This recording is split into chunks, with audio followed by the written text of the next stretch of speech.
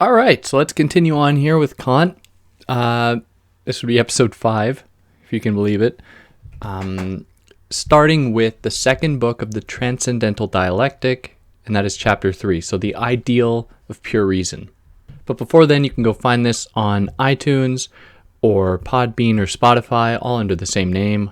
There will be links in the description, as well as my Patreon account for anyone interested in that, because the goal is to get about $12 a month right now in order to pay for the podcast to keep it up, obviously for free, which is really the point of this. So if you have money to do it, great. If not, then do not feel obliged. But on that note, let's get through this. Maybe we can get through the rest of the book today. I don't know. My notes tell me that's not going to be the case, but we'll try. All right, so to repeat, we're now in the third chapter of the second book of the Transcendental Dialectic with the ideal of pure reason. So when we talk about the ideal, we have to understand that for Kant, starting from the idea, so there's like a progress from the idea to the ideal, that the idea cannot be presented, as he says, in concreto. That is, it cannot have any kind of ground in the world of sensation. So Kant draws upon Plato, whose idea of the ideal goes as follows, where he quotes, it was an idea in the divine understanding, right? So the idea could exist among humans, but the ideal was just that thing that existed on the metaphysical plane. That is, it existed completely outside of all possible human cognition. Now, Kant refutes this by suggesting, as he's been doing the whole time, that actually we can find these ideals within humans, right? With our kind of a priori cognition, which he says humans can have these ideals, or he calls these ideals, they essentially allow humans to possess ideas, and they allow humans to kind of regulate the world around them. So he says they have practical power as regulative principles, grounding the possibility of the perfection of certain actions. So the idea then gives us the rule, whereas the ideal serves as the original image for the thoroughgoing determination of the copy. So it is the kind of originary point, or what he has come to call the kind of transcendental object, the thing that can't be represented, but that we nevertheless have to kind of intuit, or not intuit, but we have to reason exists there, because let's take an object in the world. Of course, Kant says we only ever see the appearance of the thing, but that does not preclude us from imagining the possibility of a thing beneath it, even though we cannot actually ever know that thing, we cannot represent that thing, we can't quantify it or anything. So how do we arrive at this ideal? Well, he gives us an example. So he gives us the phrase, everything existing is thoroughly determined, which is one we got from earlier on in the book. So then we must concede that the thing itself is compared transcendentally with the sum total of all possible predicates. So the things that essentially define it. But not all of these predicates will essentially agree with one another. So we have a series of predicates that define a thing, but all those predicates might not actually agree with themselves or among one another. So these predicates grounded in kind of experience that might conflict with one another demand a kind of intervention, an intervention with reason or through a priori reason that will turn it into an idea, therefore as what he calls an ideal of pure reason. So if we now think more generally about logic in this way, where we have various predicates that might determine a thing, and having that thing, or through those predicates being able to imagine a kind of ideal, or by negating them to some extent, Kant says that no nonness of a thing or a predicate can cancel out the thing. So he gives the example, to be non-mortal, so that is to be immortal, still means that you are a being for Kant. So it doesn't cancel out what you are. Now this point is going to be, this is really important, because from here he's going to begin, or in a little bit, he's going to try to refute 3 explanations for the existence of God. So they rely on these kind of logical forms that he's presenting now. So kind of keep this on the back of your mind. So to kind of continue with this logical sequence for a moment, we could think back to the Transcendental Dialectic, the first book, or the first book and other chapters, where he talks about how a transcendent or a dialectical opposition only leads to illusion, precisely because neither of which is actually getting at the truth of the matter. They're only engaging in like sophistry because they rely on pure concepts. So here Kant gives the idea that negation kind of works as a necessary component of that framework, right? And for anyone familiar with the dialectic, that makes sense. So it works by presenting a thesis that is met with an antithesis, which serves as its negation, that then, they collide, form a synthesis that becomes the new thesis that is opposed by a new antithesis, that then, does the same thing over and over and over again. So Kant's not satisfied with that because that's only a kind of like relative designation of a thing, right? So if he gives the example of light. We only know what light is because of dark, because of its negation, because of the thing that is meant to oppose it. But that doesn't tell us anything about light. We just know that it is determined by its opposite. And for Kant, of course, we can't actually know, because then that would posit the thing in itself that exists transcends all possible experience and exists in this kind of like pure state of non-experience that can only be thought, through pure concepts, which of course can't happen. But again, that doesn't preclude us from imagining that the thing out there exists. And he calls this the transcendental substratum, where he calls the all, or it gives the possibility of the all, which in German, I don't know what the word is. And for anyone like listening to this who's like very well familiar with this text in the original language, like you're probably really like scratching your head at the way that some of these words were translated, because I can only imagine they were just German to English doesn't always translate so well. So anyways, so yeah, it is on this on this transcendental substratum where things in themselves can be said to exist. And that is, in his words, the one single genuine ideal of which human reason is capable. So this is to concede that there's some kind of maybe God-like original highest being out there. This is because reason's ideal posits there to be things in themselves, things that aren't determined in advance, or a thing that just kind of exists. So upon establishing this possible argument for the existence of a highest being, that is God, he then takes the time to dismantle 3 other arguments for the existence of God that he opposes with his own transcendental one. So the first approach he calls the ontological proof of God, which he says is impossible. He says all of these proofs are impossible, but anyways. So this is the impossibility of the ontological proof of God. So the ontological proof of God tries to arrive at God's existence purely through pure concepts, which right away we should be like, oh yeah, of course Kant's not going to like that. But he goes into it a little bit more. So he says, if we try to imagine that God exists, and he doesn't always use the term God, sometimes he uses highest being or most real being. So I just use God because it's quicker. If we try to imagine that God exists purely with concepts, we must then concede that these concepts we were not born with them, right? We amass these concepts through experience, as he laid out in the Transcendental Aesthetic and Analytic. They don't just come about from nowhere.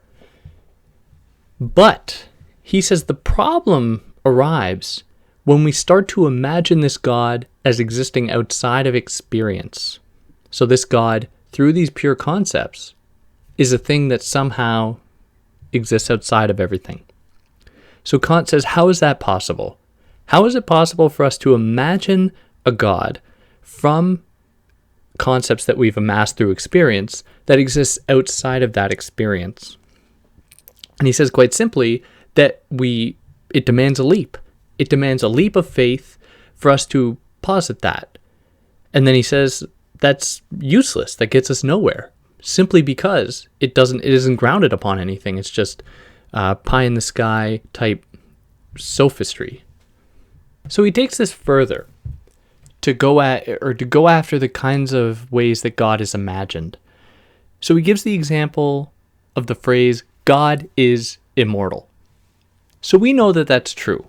If God exists, then God must be immortal, because it is embedded within the subject, that is, the predicate is immortal, is embedded within the term God, because God exists forever and always.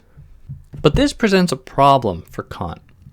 And the reason it presents a problem, or he illustrates this problem, by imagining a triangle.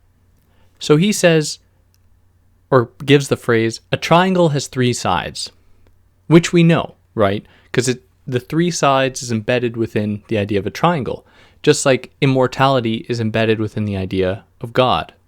Now he says that if we have this triangle, and we tried to, with pure concepts, take away the fact that it has three sides, that is, were to erase it, then we would be left with a contradiction. So we can't say a triangle has four sides, because we know that that is a contradiction in terms, or in another term, but whatever. So the only way we can actually oppose the triangle is by opposing the triangle, not its parts. So in the case of God, he says that it would be a contradiction to say that God is not immortal. That is to say, God is mortal, because then it's no longer God. So therefore we have a contradiction. But then he says that we actually don't have a contradiction in this world of experience and reason that we think in to negate God altogether. Because following the logic of negating the triangle, nothing negative happens. There's no contradiction there. It's not as though we are born with this experience of God, and then by opposing it, we arrive at a contradiction. No, we still exist very much the way we always do. So for him, that's how he kind of characterizes the ontological proof. He says that then it gets us nowhere, because it relies on these kind of fantastical ideas that aren't grounded upon anything. So the kind of two figures that he's challenging here, that he thinks are kind of figureheads of this ontological proof method, are Leibniz and Descartes, who, he's already mentioned his kind of beef with both, I think at least Descartes, saying to Descartes, hey, how can you claim to think therefore you am without inadvertently also proving the existence of the world? Because we can only think by having a connection to the world, by having a connection to experience of the world. So for him, these thinkers are just like Descartes' method. You sit in a little shack, little fireplace or something, and try to arrive at God, to which Kant says that that's totally ridiculous. So in his words, thus the famous ontological Cartesian proof of the existence of a highest being from concepts is only so much trouble and labor lost, and a human being can no more become richer in insight from mere ideas than a merchant could in resources if he wanted to improve his financial state by adding a few zeros to his cash balance. Which I thought is a funny way to put it. All right, so now from there, the cosmological proof. So the cosmological proof doesn't begin from pure concepts. The cosmological proof instead says, we know that things exist. We know that in the world there are things. Now, we might not have any understanding of those things, but there are things in the world that we have some experience of. So therefore, something must exist necessarily, or the phrase actually goes, things necessarily exist, so therefore something exists necessarily. So this would seem like it's having some kind of connection to experience, to the world, which would then be something good for Kant. But ultimately for him, this proof falls back on the kind of ontological proof, because it starts in an interesting place for Kant, that is, in the world of experience, in the world of things as appearance, but then it goes from there to pure concepts. So this is the progress. This is the process. Things exist in the world. Therefore, something exists necessarily. Okay, we seem okay so far. But then they posit it is this highest being that makes things exist necessarily. To which Kant says, how did you go from this, what might be a kind of truth? So one example would be space and time, which seem to necessarily exist, but we cannot actually know what those things really are, nor can we know from whence they came. We can only possibly imagine that, and Kant will come to say later on that there's kind of nothing wrong with wanting to imagine that as a kind of thought experiment, but we can't let it lead us astray. So he says that ultimately the cosmological proof is the ontological proof in disguise, where it starts from a different point, but just ends up in the same kind of fanciful, fantastical realm. So they have a kind of heuristic dimension, so that is they can kind of teach us something. But these two proofs so far, the ontological and the cosmological, are just dialectical for him. Where, as he presented in the other parts, how you can have two opposing ideas that he says arrive nowhere because all it comes down to is one person just giving up, because neither of them actually tell us anything about a thing in itself, because he can't do that, nor does it give us a kind of transcendental understanding of a thing, but they instead just kind of exist on illusion and fantasy, forcing nothing to come about. And then that propels us here into the third proof, that is the physico-theological proof. So this is the proof that it goes as follows. There are things in the world, and it appears as though these things have a kind of order, or these things have a kind of constitutive pattern. Therefore, we can say that there's some kind of design behind them. So this either means that God exists within nature. So if we kind of think back to one of the dialectical arguments, this would either mean that God is just a first point in a sequence of events in nature, or it means that God exists outside of it and kind of like designs everything. But then again, we just fall back on this dialectical framework that thinks it can think to this point, right? As though it can go back in the chain of events to a possible original point, which can't happen because that's outside of the realm of all experience. Because the only experience we have of the world is one that is ongoing, right? We can't imagine a point when time stops, or space stops.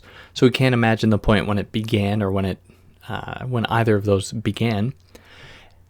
And we can't imagine ourselves coming out of this framework outside of these kind of constitutive things called space and time to then imagine God.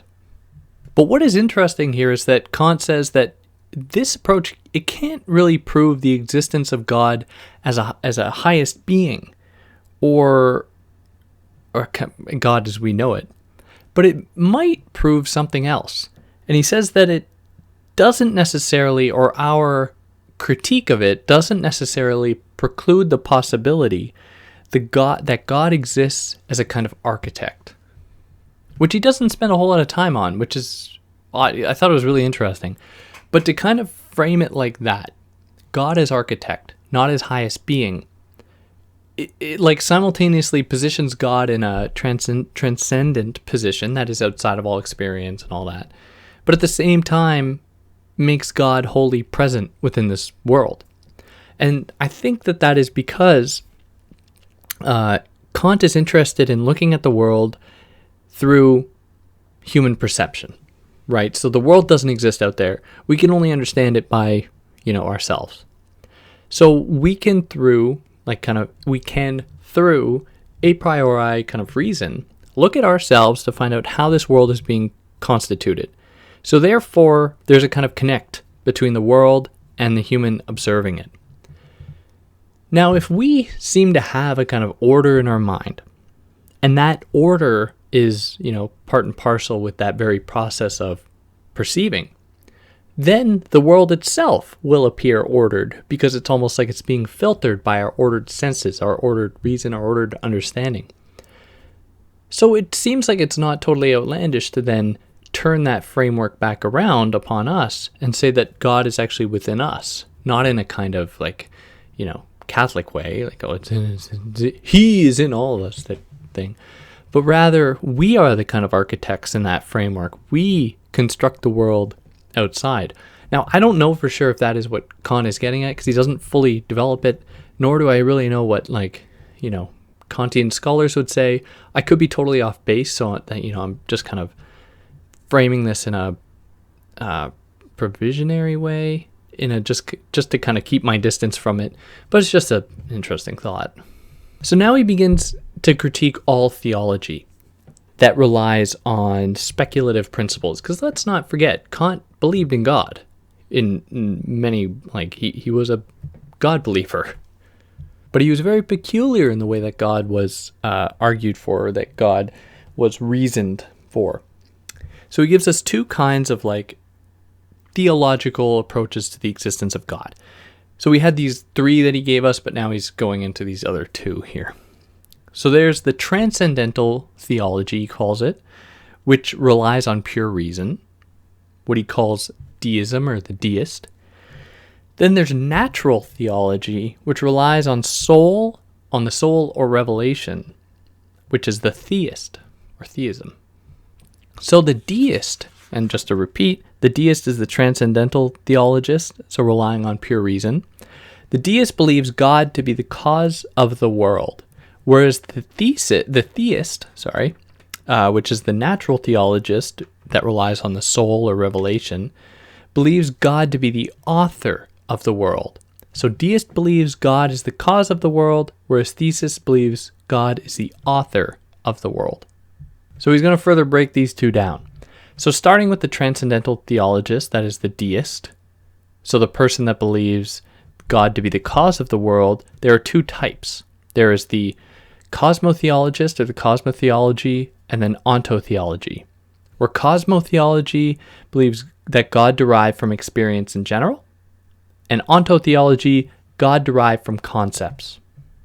And then in natural theology, that is the theist, who believes God to be the author of the world. The two approaches are the physical-theology, that is God observed in natural laws, or moral theology, that is God observed in moral laws. So he provides these as a kind of descriptor of the different possible approaches, and further narrowing his challenge to the proofs, to kind of give us a backdrop to understand the possible different approaches that would fall into the dialectical illusions, right? So some of them more interested in experience, that is through natural laws or moral laws, and those more interested in concepts, that is from concepts themselves. But then he reiterates, to proceed without experience would be to forget moral laws entirely, but to include an experience would limit us as to what is possibly conditioned. So in all of this, it seems to him that there's some kind of natural drive, so to speak, in humans towards the transcendental, towards pure concepts. So our reason then for him corresponds to principles that do not come about through nature, through kind of experience of the world, but instead are the kind of tools we've amassed to evaluate that nature. So we seem to be positioned from the outset in a kind of transcendental point that is outside of experience, because we are given the tools to kind of look at that world through experience. And the thing that we are evaluating, he calls the systematic. So the transcendental principle of reason makes the systematic necessary. So he then calls this power, and he says that power, he calls the causality of a substance, where we can only assume that there are as many powers as effects. So that is things operating on something and effects. No reaction, every action has an equal and opposite reaction. Might be another way to think about it. But we can't let this lead us astray, because if we were to look at these powers as having a kind of commonality, we would then be kind of committing ourselves to an illusion, that is looking for a kind of fundamental power, that is a highest being, which we can't actually arrive at. Now he kind of goes into a digression concerned with natural scientists and how they use reason. So reason has broadly two drives. First is to understand the universal, what he calls the domain, or the genera, or the genus. And the other drive is to understand determinacy, that is the content or species. So he thinks about the natural scientists interested in looking at a genus, and then from there dividing that into species and then subspecies and so on and so forth. There seems to be an endless drive to differentiate, to kind of taxonomize various things in order to understand them. So reason is always searching for a kind of lower species, in the case of animals or something, or anything that can kind of fall under that umbrella term. So there's an infinite division going on. Now Kant says that this is necessary, because if we stopped doing that, if we stopped breaking it down and said we arrived at the bottom point, then we would say that there is, an endpoint to, our reason's capacity, and then we'd be screwed, because then we would also be positing there being a beginning point. Or if we were to say that we're just not interested in this process, then we would have no distinction between higher and lower species, or broader and lower ones. And this isn't like superiority of species, but actually like looking at each species and breaking them down. So reason then, in this process of constantly searching, looking for new things, prepares the understanding, which he says as follows. So reason thus prepares the field for the understanding by a principle of sameness of kind in the manifold under higher genera, by a principle of the variety of what is same in kind under lower species, and in order to complete the systematic unity it adds, still another law of the affinity of all concepts, which offers a continuous transition from every species to every other through a graduated increase of varieties and continuity of form. We can call these the principles of the homogeneity, specification, and continuity of forms. So these are the three operations that are occurring for any kind of understanding to exist, because we must be able to have a homogeneous understanding of things. So we must understand all trees as having certain characteristics. That is, it's not going to eat us. They aren't edible, generally. Any number of things that allow us to kind of clump them together. So we have in our kind of synthetic or in the realm of apperception, we have a kind of coding mechanism that sees everything as being coded so that we know what they are. Then there's specification that gives us the various varieties of things in order for us to understand. And then finally, the continuity of forms. So that's the kind of our ability to kind of look at differences that happen within each species. So we know of things like progress in space and time, where nothing exists purely as stagnantly. So these three things serve very important functions. So there's homogeneity, specification, and continuity, where he says that the first law therefore guards against excess in the manifold variety of original genera and recommends sameness of kind, so that is homogeneity. The second, that is specification. On the contrary, it limits in turn the inclination to unanimity and demands one's universal concepts. And then thirdly, we have the continuity. It unites the first two, prescribing, even in the case of the highest manifoldness, a sameness of kind through the graduated transition from one species to another. So what these do, reason presupposes these cognitions of the understanding which are first applied to experience, and seeks the unity of these cognitions in accordance with ideas that go much further than experience can reach. And that these essentially lay the groundwork for the systematic unity. And this unity presupposes that all things are connected in some form or other, because if something wasn't connected to something else, then we would posit it being free-floating, right? Then we would posit it as a pure concept outside of the realm of experience. Because as we already saw in the case of cause and effect, everything has a cause. There's nothing that just popped into the world unless it was God, which we can't prove. So this regulative reason, or reason that kind of looks at the systematic unity of things, can justify a highest being without error, according to Kant. And that looks like this, where he says, and this is on 614, as long as we keep to this presupposition of a regulative principle, then even error cannot do us any harm, for then nothing more can follow from it in any case than that where we expected a teleological connection, a merely mechanical or physical one, is to be found. In such a case, we only miss one more unity, but we do not ruin this unity of reason in its empirical use.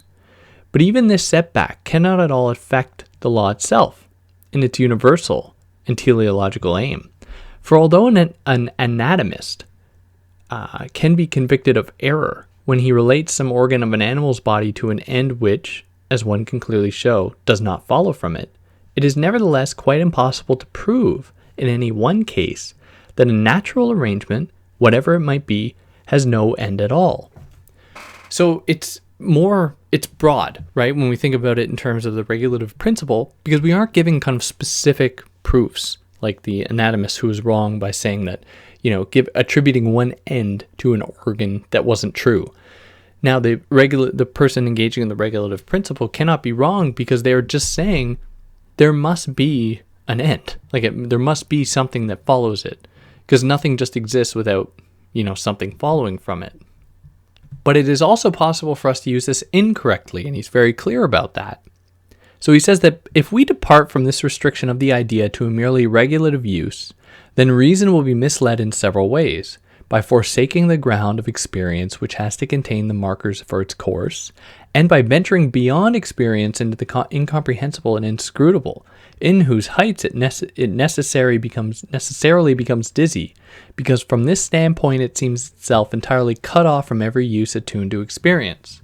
So again, like a broken record, experience trumps all. So it is only from looking at things with a kind of step back, and that's not a step outside, but just a step back, to say that, okay, we know everything has a cause and effect, so there is some kind of sequence. Now, what happens if we call this sequence God? Because it's always there. It seems to regulate everything. It doesn't constitute everything, because everything is constituted within the realm of experience by various different actions. So it seems like the entire process, when taken broadly, not abstractly, because then we'd be with pure concepts, seems to adduce some kind of godlike thing. But this must remain only an idea, lest we, claim to have arrived at a kind of pure understanding. So then from here we get into the last book of the text, or the last kind of real section, and that is the Transcendental Doctrine of Method. So here he wants to look at 4 different approaches to pure reason that he proposes. So there's the discipline approach, there's canon, there's the architectonic, and then there's history. And he begins with the discipline of pure reason. So that's chapter 1 in this book. So let me just say one more thing first. By the Transcendental Doctrine of Method, therefore, I understand the determination of the formal conditions of a complete system of pure reason. With the same, we shall have to concern ourselves with a discipline, a canon, an architectonic, and finally a history of pure reason, and will accomplish, in a transcendental respect, that which, under the name of a practical logic, with regard to the use of the understanding in general, the schools sought but accomplished only badly. So that is where they screwed up, but Kant supplants it with what do you think, how he thinks it could have been done better. So we start here with the discipline of pure reason. So to kind of preface this, I'm going to read a passage from about 50 pages later. So this is about page 672. He says, "It is humiliating for human reason that it accomplishes nothing in its pure use, and even requires a discipline to check its extravagances and avoid the deceptions that come from them." So discipline serves a kind of regulative function, that is, it keeps pure reason at bay. So to kind of imagine this use of pure reason, he breaks it down into kind of 2 broad schools, that is philosophy and mathematics, where he asks if mathematics' use of pure reason or pure concepts is as dogmatic as philosophy's, as he's been criticizing the whole way through here. So he says, yes, it kind of does, but there is a big difference. And the big difference is that philosophy relies on concepts, whereas math constructs concepts. So here I'm going to read a part where he says quite clearly the opposition he sees between philosophy and math. So the great good fortune that reason enjoys by means of mathematics leads entirely naturally to the expectation that, if not mathematics itself, then at least its method will also succeed outside of the field of magnitudes, since it brings all of its concepts to intuitions that it can give a priori, and by means of which, so to speak, it becomes master over nature. So he opposes this to pure philosophy, which, on the contrary, fumbles around in nature with discursive, a priori concepts without being able to make their reality intuitive a priori, and by that means confirm it. So he continues on this by saying that philosophy essentially takes space and time for granted, because, it's relying on these pure concepts that somehow exist outside of space and time.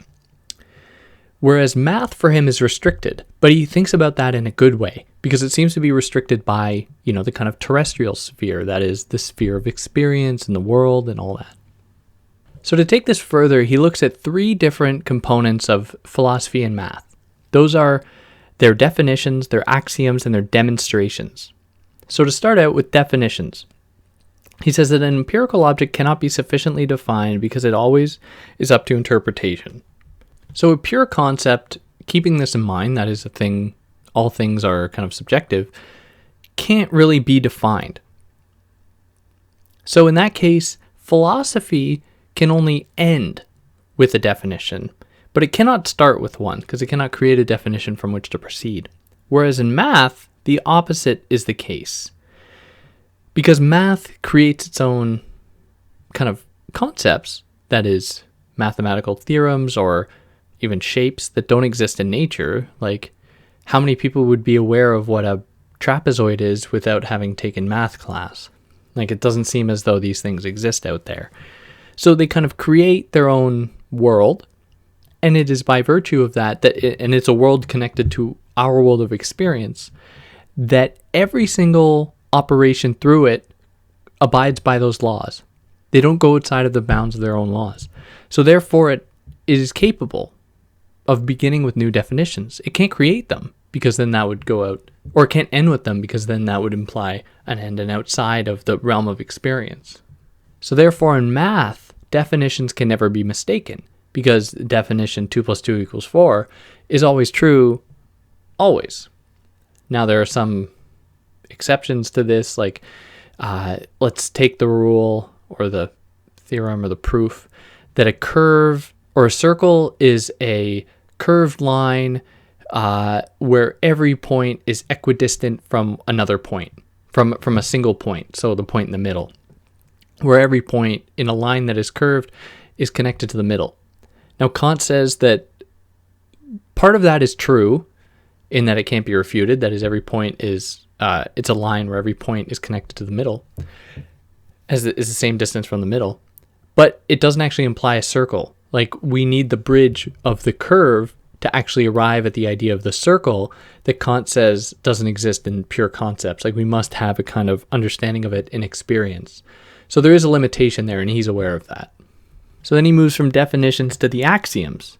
So these are the synthetic a priori principles that do not exist in philosophy, according to Kant. For example, that everything has its cause is not an axiom because must look to a world to confirm it. So in philosophy, take the axiom, everything has its cause.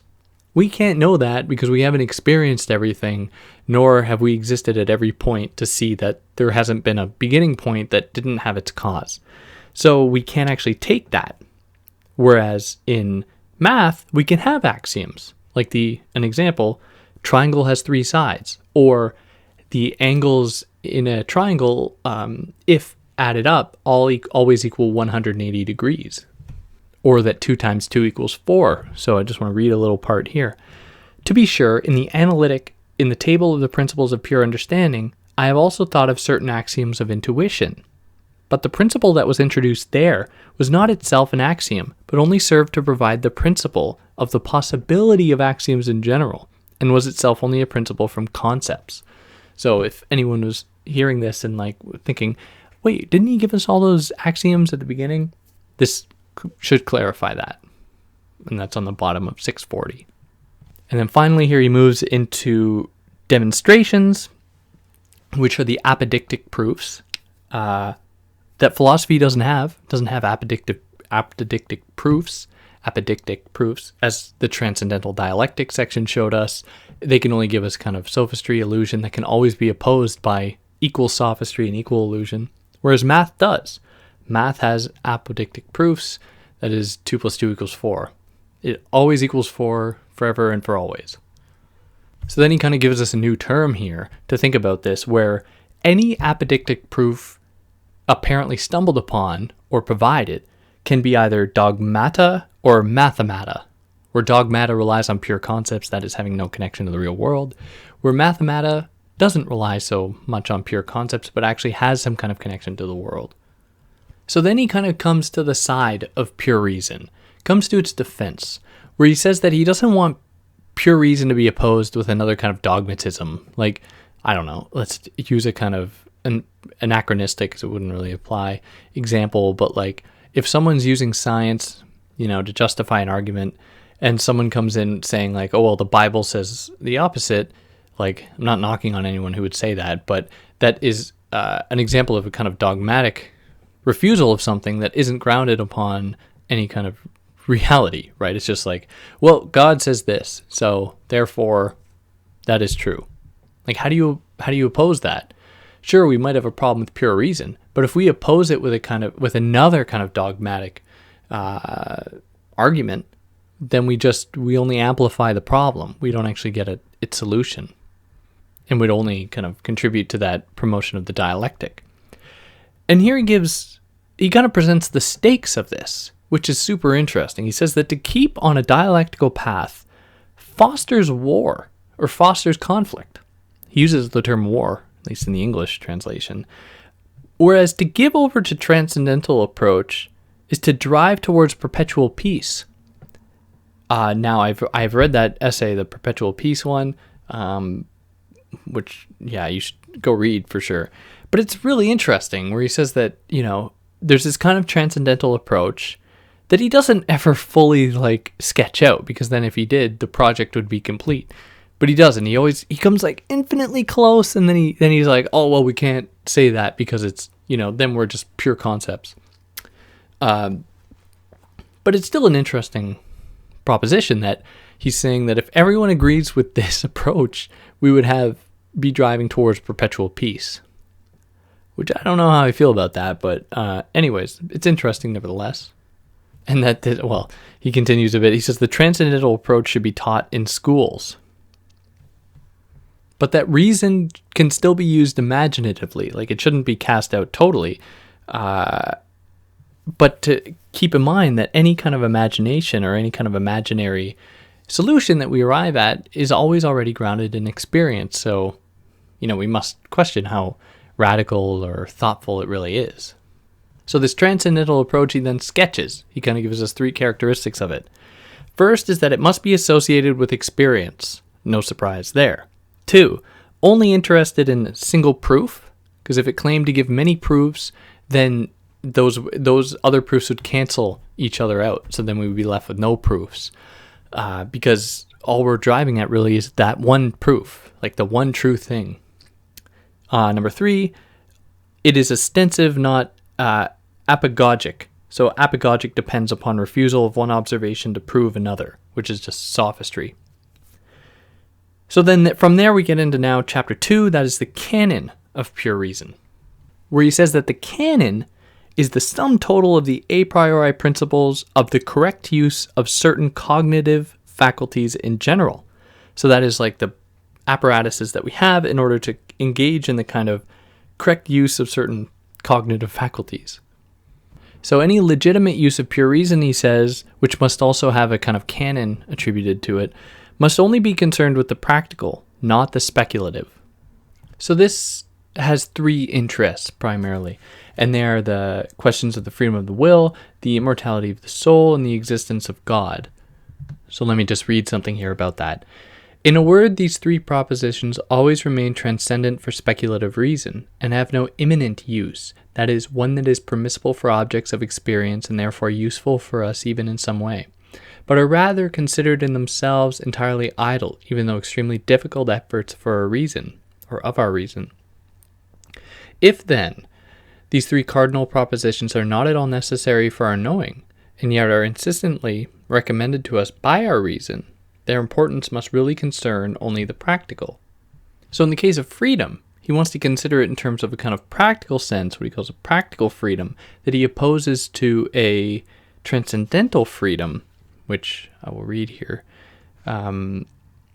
We thus cognize practical freedom through experience as one of the natural causes, namely a causality of reason in the determination of the will, whereas transcendental freedom requires an independence of this reason itself, with regard to its causality for initiating a series of appearances, from all determining causes of the world of the senses, and to this extent seems to be contrary to the law of nature, thus to all possible experience, and so remains a problem. Which shouldn't be necessarily surprising because he's always cautious about that. So freedom then operates via some fundamental laws that open up some questions and say broadly, what ought to happen, right? If I have freedom, what ought to happen? What should I do? How should I get there? Or anything like that. So it opens up 3 questions. What can I know? What should I do? And what may I hope? So the first one, what can I know, is purely speculative for Kant. I mean, that's what the whole book has been about here. The second, what should I know, is practical and is therefore moral. So we then ask, what is it that this empirical situation we find ourselves in through experience and connection of the world can actually teach us? What can it teach us about the world? And then thirdly, what may I hope? So this is for him both practical and theoretical.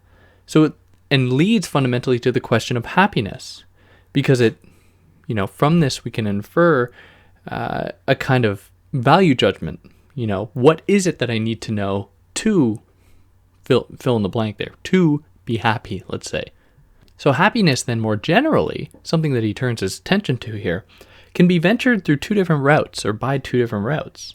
The first is practical law, that is from a motive of happiness, which is pragmatic and also empirical. Or 2, nothing other than worthiness, that is moral law, which is pure.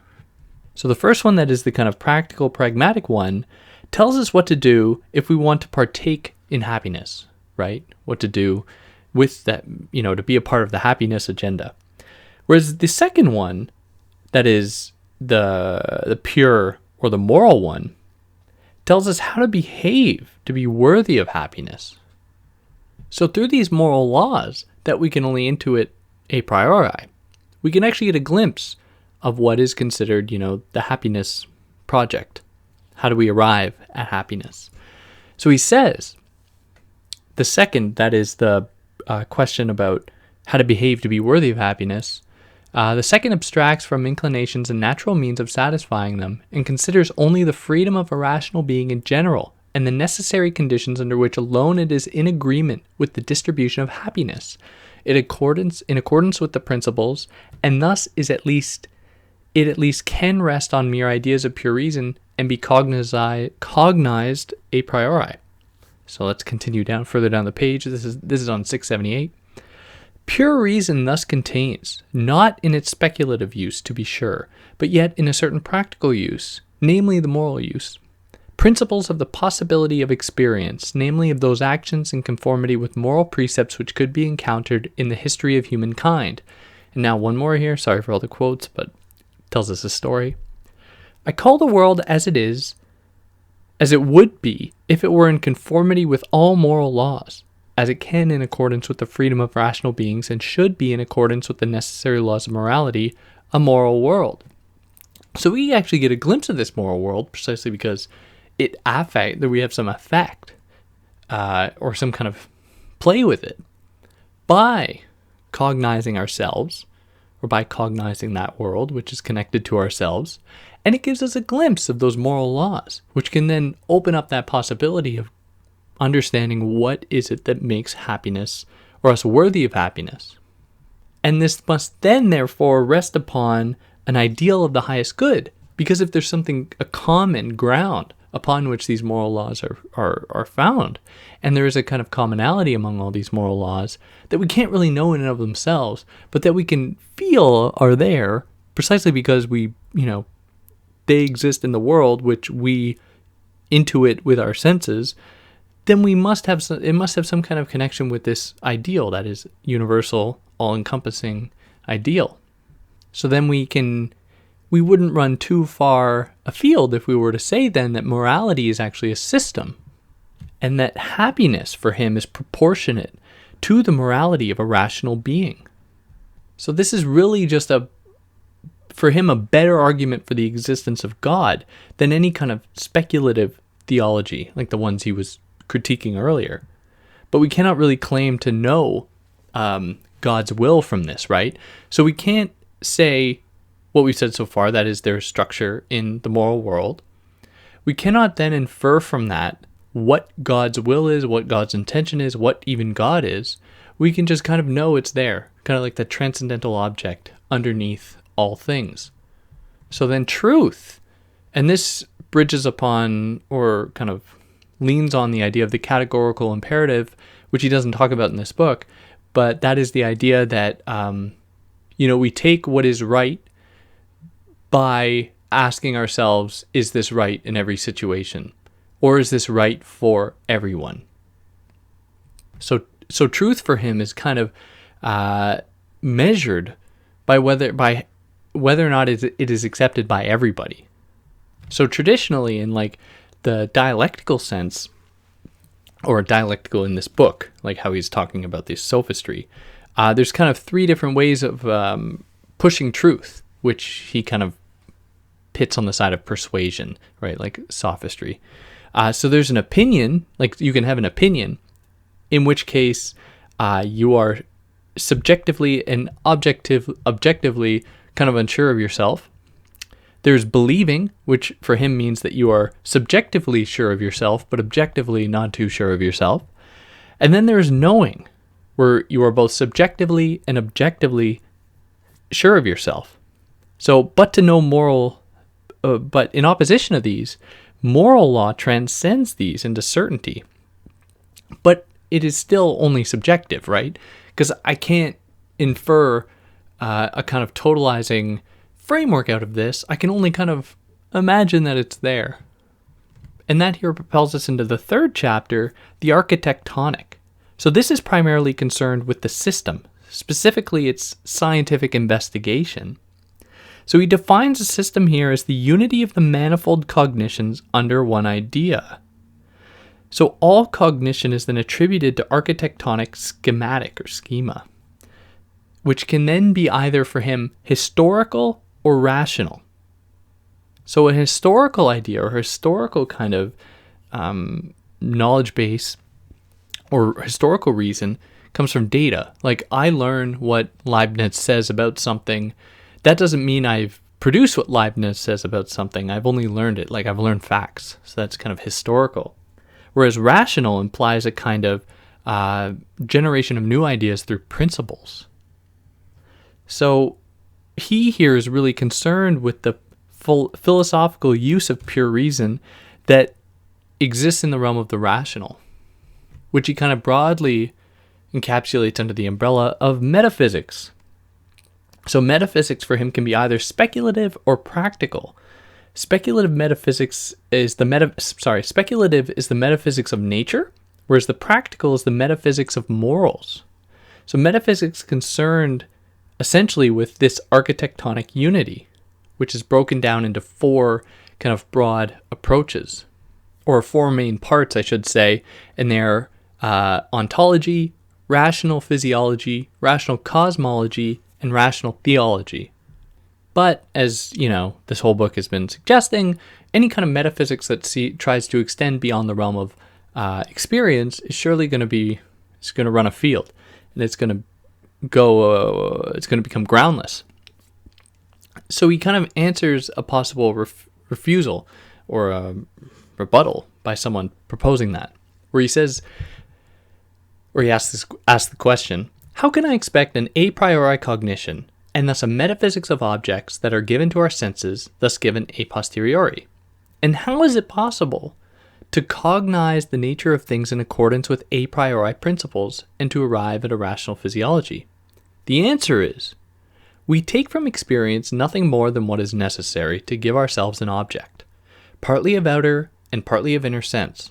So the former is accomplished through the mere concept of matter, impenetrable life extension, the latter through the concept of a thinking being in the empirically inner representation, I think.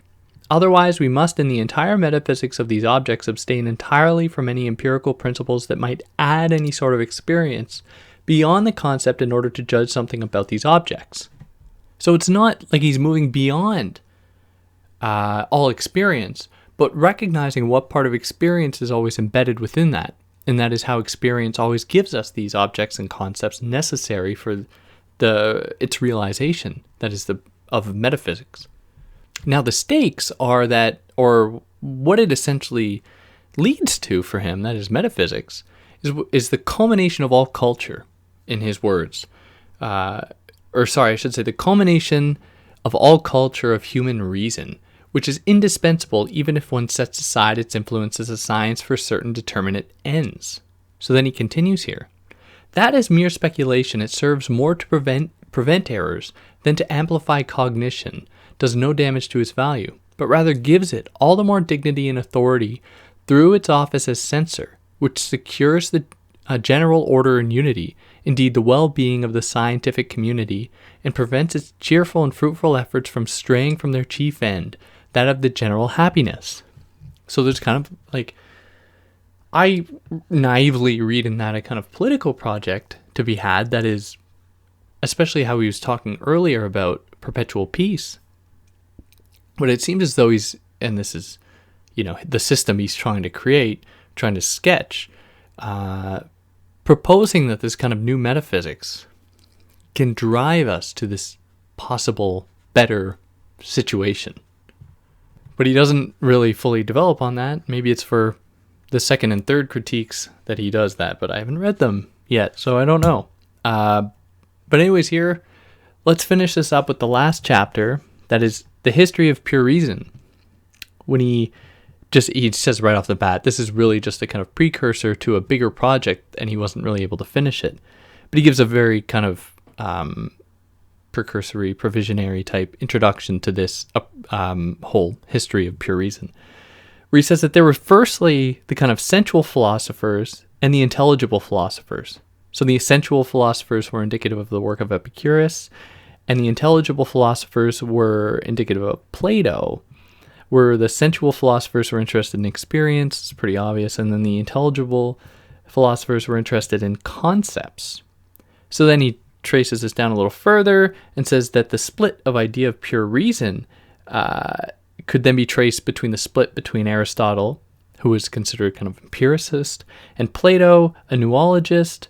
That he's kind of delineating that split, and then suggests that many centuries later, with Locke and Leibniz, he saw Locke following the words or the project of Aristotle in experience, with exception, and then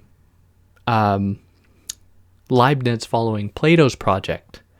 And then finally, in terms of method, so that is either the naturalistic or scientific method, the naturalists believe it possible to assess size of moon with just one's eyes. That's how he kind of characterizes them. And then the scientific proceeds systematically. So I assume the naturalists correspond to Plato here because, if you just try to arrive at something via concepts, and that is you bracket off all experience, then you wouldn't really be interested in doing experiments, where the scientific procedure would be more indicative of the experimental, experience-based side. But he doesn't say where they fit, but that's how I read it. Should have turned that off. Okay, holy Christ. I think that's it. Do I have anything else to say?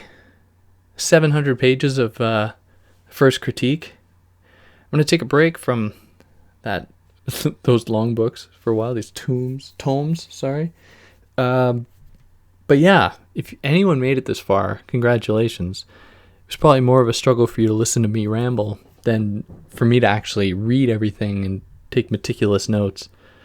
I probably have 50 pages of notes on this book, which maybe is not enough. Maybe I should have had more, but anyways, it's good stuff. Read it if you can, but it's long and it's really difficult.